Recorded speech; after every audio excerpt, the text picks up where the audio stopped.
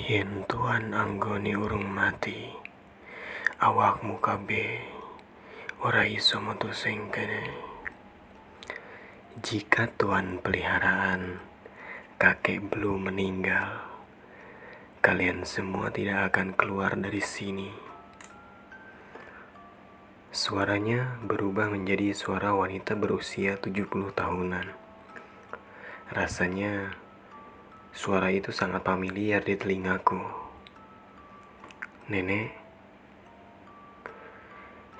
merasuki tubuh Sapira lewat boneka gendis yang berada di dekatnya. Peliharaan kakekmu itu sudah membunuhku, jawab nenek. Sapira kemudian tersadar. Aku berusaha untuk bangkit, namun tubuhku belum mampu untuk memberitahu sesuatu kepada Sapira mengenai kebenaran yang terjadi. Kamu tahu, Dek, boneka gendis adalah petunjuk dari rumah ini. Hatiku bimbang, ingin rasanya memberitahu kepada Sapira, namun apa dia mengerti jalan pikirku mengenai kakek? Sapira, kakak mau bisikan sesuatu. Sapira mendekati telinganya ke arahku. Aku pun memberitahu kepada Sapira mengenai boneka gendis. Nenek masih ada. Dia berada di boneka gendis. Sapira terkejut mendengar ucapanku. Ia pun memandangi boneka gendis. Baru saja kami membahas mengenai nenek, sekelebat bayangan putih melewati kamar. Tiba-tiba, Sapira menjadi orang yang penakut. Sebuah tangan seperti sama yang dilihat oleh Roni di kamar mandi kembali muncul. Jari jemari yang panjang dan kukunya yang sangat tajam menyentuh daun pintu kamar. Aku langsung terduduk. Entah dari mana tenaga yang aku dapatkan, yang pasti tubuhku merespon dengan cepat. Sapira langsung memelukku begitu tangan itu memperlihatkan kepada kami dengan jelas. Secara perlahan, wajah sosok itu diperlihatkan. Sapira berteriak dengan kencang. Aku kembali mimisan dan langsung tak sadarkan diri. Teriakan Sapira pun membuat ibu dan bapak berlari ke arah kamar. Roni, teriakan ibu yang melihat kondisiku kembali drop seperti awal mula. Bu, kita harus keluar dari sini. Tapi ini sudah malam, Pak. Sapira menangis kencang. Setan. Suara langkah kaki menggunakan sendal bakyak terdengar dari kejauhan. Suasana menjadi sangat horor ketika kakek muncul dengan menggunakan baju Jawi jangkep. Mereka terbangun. Ucap kakek dari daun pintu. Mereka yang disebut dengan penunggu lama dari tempat ini, aku telah lama mengurungnya. Namun, anakmu Sapira, dia membukanya kembali. Bapak mendekati kakek. Mereka berdua cekcok dan saling berdebat terhadap awal mula masalah ini muncul. Kenapa kakek tak bilang dari tadi jika tempat ini sangat angker? Roni dan Sapira itu perasa. Mereka berdua bisa merasakan hal itu. Sudah aku bilang kan, kalian seharusnya tidak menginap di rumah ini. Resikonya harus kalian tanggung sendiri. Roni, bangun nak. Suara ibu terus memenuhi kepalaku. Aku terbangun tepat di saat darah mimisan itu terhenti. Alhamdulillah, Roni sudah baikan. jelas ibu. Bapak menengok ke belakang dan kembali menatap wajah kakek dengan tatapan marah. Kami akan pergi dari tempat ini. Tidak akan bisa. Mereka sudah mengelilingi rumah ini sejak tadi. Jelas kakek. Sialan, teriak bapak. Kakek mendekatiku secara perlahan. Sepertinya kakek mengetahui solusi yang harus ia lakukan. Hanya ada satu solusinya. Tepat di Selasa Kliwon, aku bisa melakukan ritual. Namun, untuk melakukan ritual itu, ada bayaran yang harus kita tanggung. Kakek mengelus-ngelus pipiku secara perlahan. Kamu tahu kan, mengapa aku melarangmu untuk menuju kamar itu? Apa kamu tidak sadar? Semenjak kamu mandi tadi, adikmu ini telah berkunjung ke sana terlebih dahulu. Aku menatap Sapira dengan penuh pertanyaan. Maafin Sapira, Kak, ucap Sapira sambil menangis. Adikmu memasuki ruangan itu, tepat di saat aku lupa menaruh kuncinya ke tempat semula. Kunci itu masih menempel di pintu. Ia membuka ruangan itu, ucapnya sambil menatap Sapira. Benar kan, Cah Ayu? Sapira ketakutan. Ia langsung memelukku. Namun, aku sendiri merasa tidak sudi mendapatkan pelukan dari Sapira. Ada rasa kecewa yang aku temukan dalam dirinya. Hingga masalah ini menyulut menjadi api masalah yang sangat besar. Malam ini akan kucoba untuk menutupnya. Bila gagal, tinggalkan aku sendiri, karena ini adalah angonku, peliharaanku, ucap kakek. Ia berjalan ke arah ruangan yang dimaksud. Bapak langsung menyuruh ibuku untuk membereskan semua barang-barang. Kita harus pergi cepat dari tempat ini, jelas Bapak. Pak, apa nenek meninggal karena kakek? Tanyaku. Apa maksud kamu? Tanya Bapak. Boneka gendis yang diberitahu itu, ia merasuki Sapira dan mengatakan hal itu kepada aku. Bapak pun menatap boneka gendis. Nenek meninggal karena perbuatannya sendiri.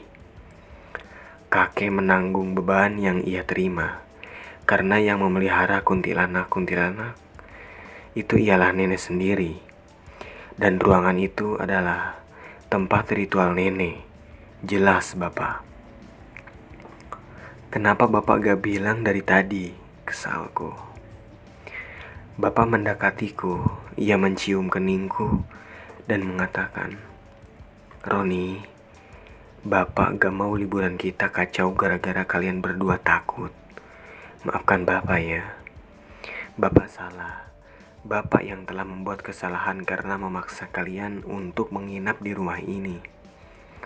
Bapak kemudian melanjutkan memasukkan seluruh barang-barangnya. Kita harus segera pergi dari tempat ini, jelas Bapak. Tapi kakek akan baik-baik saja. Baru sesaat kami berbicara sebentar, Sapira berjalan terlebih dahulu. Aku dan Bapak merasakan perbedaan jalan yang Sapira lakukan. Sepertinya ada sosok yang merasuki Sapira. Suara ringkan tawa memenuhi ruangan. Pak, itu bukan Sapira. Ibu berlari ke arah Sapira dengan tujuan menggapainya terlebih dahulu. Kini, mereka berdua sudah berada di luar kamar. Bu, itu bukan Sapira. Teriakan Bapak hendak menggapai ibu. Namun pintu kamar dengan seketika tertutup dengan rapat secara bersamaan. Tawaan itu melengking dan memenuhi telingaku. Pak, telinga Roni sakit. Bapak langsung mengarahkan tangannya ke telinga Roni. Suara tawaan itu bisa saja membuatku mimisan lagi. Entah bagaimana keadaan Sapira dan ibu yang berada di luaran, namun aku melihat betapa kuatnya bapakku menahan beban seberat ini. Tanganku memegangi kedua tangan bapak. Tahan, Roni. Suaranya masih ada. Di luaran sana, orang berpikir bahwa liburan di tempat kakek adalah pilihan yang tepat. Namun, bagaimana rasanya jika tempat ini menjadi sebuah mimpi buruk bagi kita semua? Bila tawaan itu hilang, tubuhku bisa merespon dengan baik. Artinya, kepalaku tidak lagi berat. Alhamdulillah. Suaranya hilang, ucap bapak. Pak, Sapira sama ibu di mana? Bapak kemudian mencoba untuk merangkulku agar bisa berjalan. Kamu bisa jalan? Tanya bapak. Aku menggeleng-gelengkan kepala. Sesaat setelah bapak membangkitkanku, pintu terbuka dengan sendirinya dan hanya meninggalkan boneka gendis di luaran. Pak, bapak merangkulku dan memaksaku berjalan walau terasa sakit. Kami mengambil boneka itu dan menengok kanan dan kiri.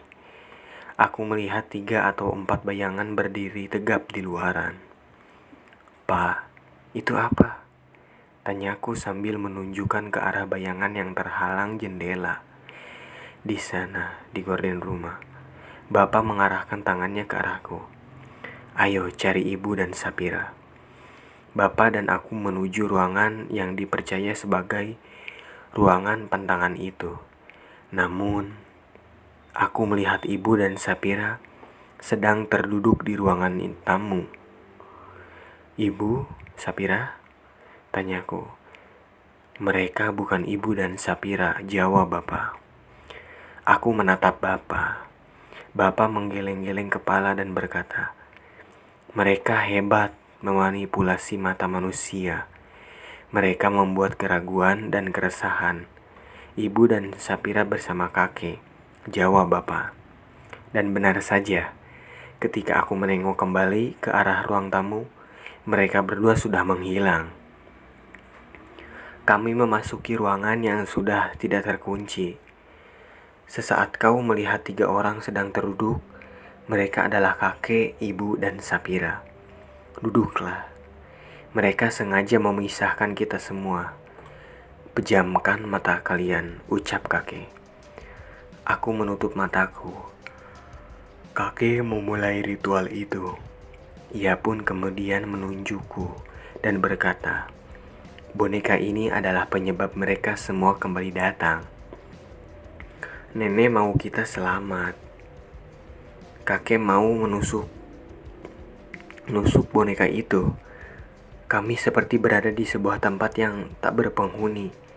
Rasanya sangat tentram. Namun aku juga diperlihatkan sebuah perjalanan nenek ketika awal melakukan ritual itu. Nenek masih mempercayai kekuatan roh jahat sebagai pelindung rumahnya.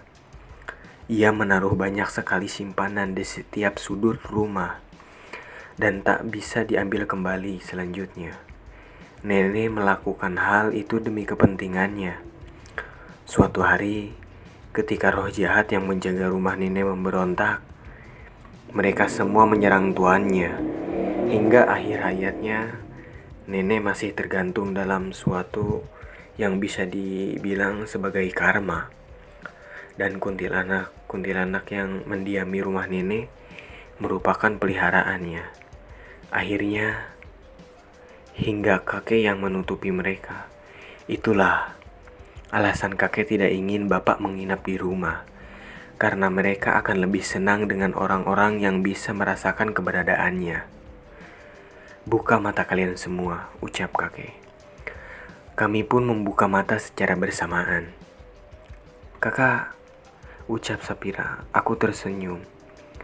Mereka telah hilang, tapi mereka masih berada di sekitar sini. Aku sarankan kalian segera pergi, ucap kakek. Kita akan pergi asalkan kakek juga pergi, jelas bapak. Aku tidak akan pergi kemana-mana. Mereka adalah peliharaanku. Jika aku ikut, mereka juga akan ikut. Akan lebih baik jika aku berada di sini bersama dengan mereka. Jelas, kakek.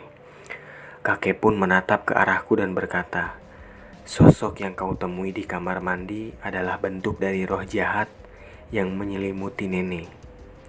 Sapira pun melihat boneka gendis telah ditusuk banyak jarum. Boneka gendis adalah perantara sosok itu. Aku telah menguncinya. Kelak, jika boneka ini ditemukan kembali, berarti mereka keluar lagi. Kakek mengambil boneka itu. Untuk sementara, boneka ini akan aku simpan di tempat yang aman. Senyum kakek. Baru kali ini aku melihat senyum kakek yang sangat manis. "Kalian harus segera pulang," ucap kakek. Kami pun langsung membawa barang-barang kami dan bersiap diri untuk meninggalkan kakek. Bapak langsung memanaskan mesin mobil. Aku menjaga Sapira. Ibu memasukkan barang-barang ke dalam mobil. Kakek mendekatiku dan Sapira. Rumah ini disebut dengan rumah kuntilanak karena hampir yang menempati rumah ini adalah kuntilanak.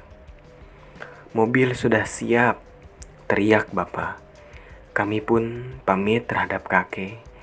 Kakek melambaikan kedua tangannya ke arah kami. Setelah kami masuk ke dalam mobil, Sapira menutup matanya dan meringis ketakutan. "Kamu kenapa, Dek?" Bapak dan Ibu menengok ke arah Sapira. "Ada apa, Sapira?" tanya Bapak. "Pak, di sebelah kakek banyak kuntilanaknya," jelas Sapira. Bapak dan Ibu saling menatap. Kami pun segera meninggalkan tempat itu. Namun, kisah ini belum selesai. Selama 15 tahun, kami tidak berkunjung ke tempat itu dan kakek telah meninggal dunia. Kejadian yang mengerikan kembali terulang.